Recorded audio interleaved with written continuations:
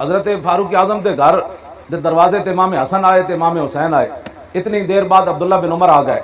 उन्हें दस्तक दी, गुलाम आया। उन्हें कहा जी जाके दसो अब्दुल्ला बिन उमर आए, थोड़े पुत्र आए। फरमाया अब्दुल्ला बिन उमर को इजाजत नहीं है घर आने की। जब एक गल सुनी तो इमाम हसन ते हुसैन भी वापस चले गए। बाद हजरत उमर को पता चलिया कि हसन ते हुसैन मेरे दरवाजे तो वापस चले गए। आप गए, उन्होंने फरमाया तुसी क्यों आए हो वापस? उन्हें कहा जी पुत्र को इजाजत नहीं मिली, तो फिर क्या सानू कितों लभनी? हजरत उमर पगड़ी उतार दी अपने सिर तो। उन्हें कहा जनाब तुसी घर की मेरी गल्लां करते हो, साढ़े सिरां दे वाल भी तुहाडी वजह तो। जो दीन नहीं पढ़ा तो फिर पढ़ो।